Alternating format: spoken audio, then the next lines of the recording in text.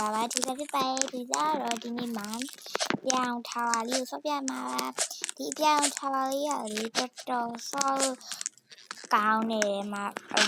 ပါဆိုပြီးတော့ပေါ့နော်ဒီစားတက်တော့ပေါ်မှာကြည့်လိုက်ရတယ်ပေါ့နော်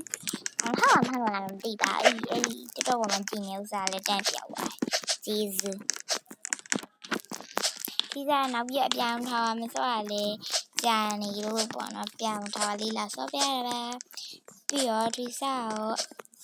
အပေးပါအောင်ရှင့်အပေးတော့ဒီစားနည်းနည်းတော့နဲနေသေးရပေါ့နော်subscriber 29ခုရအောင်လေဟိုလောက်ပေးလိုက်ပြီပေါ့နော်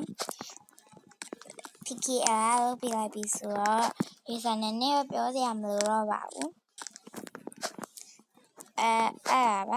အဲ့တ PKL ကိုကျေးဇူးအများကြီးတင်ပါသေးရဲ့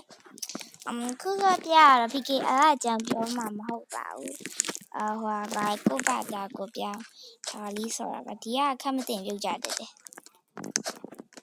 မလေးနေတော့မြင်မြင်သွားကြပါငါမဟုတ်တော့ဤစမ်းနေကြတဲ့သူပြုတ်ကြရဲ့ဒီဘောတက်လို့မရအောင်ဒီဘောတက်လို့မရအောင်အပြောင်းထားလေးရမစောကြနေဖြစ်တော့ပြောင်းထားလေးစောကြပေါ့နော်ဒါပေမဲ့ဒီပြောင်းထားတာထင်သလောက်တော့မလွယ်ဘူးလို့တော့ပြောကြရတယ်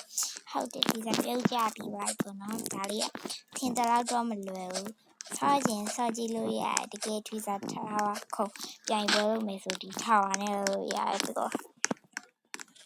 မတရားခမက်ပုံစံပေါက်တယ်ပေါ့နော်ပြောင်းထားလေးရ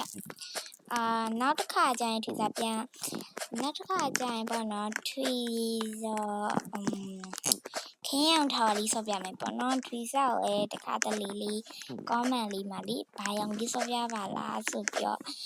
မမှန်ချင်ဘူးလိုင်းရှင်တော့လည်းတော့ကြည်ပဲကြည်သွားလိုက်လေးပဲပြီးမသွားနဲ့မှန်လည်းမှန်ကြဒီမှာ comment မှန်လာ0လေးဖြစ်နေလို့ပါနော်တခါတလေ17စနေရပါမယ်